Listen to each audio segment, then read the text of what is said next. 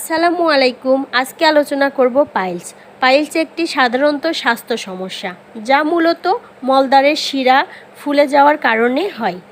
পাইলসের লক্ষণ: মলত্যাগের সময় রক্ত আসা, মলদ্বারের ভিতর বা বাইরে গুটি বা ফুলে থাকা, মাংসপিণ্ড মোটা হয়ে যাওয়া, মলত্যাগের সময় অতিরিক্ত চাপ বা ব্যথা হওয়া, চুলকানি, জ্বালা বা অস্বস্তি অনুভব করা, বসতে কষ্ট হওয়া বা ভারী লাগা। পাইলস হলে করণীয় কী? কোষ্ঠকাঠিন্য এড়াতে বেশি বেশি পানি পান করতে হবে, ফাইবার সমৃদ্ধ খাবার খেতে হবে যাতে মল নরম থাকে। দীর্ঘ সময় একটানা বসে থাকা যাবে না।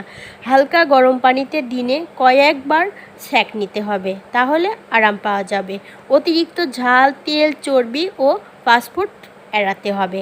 ডাক্তারের পরামর্শ ছাড়া কোনো খাবার বা ওষুধ খাওয়া উচিত নয়। পাইলসের উপকারী খাবার কি চলুন আমরা জেনে আসি।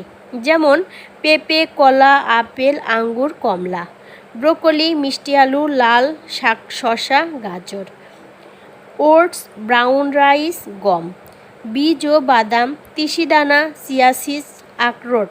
অন্যান্য খাবারের ভিতরে পড়ে দই, মসুর ডাল, পর্যাপ্ত পানি।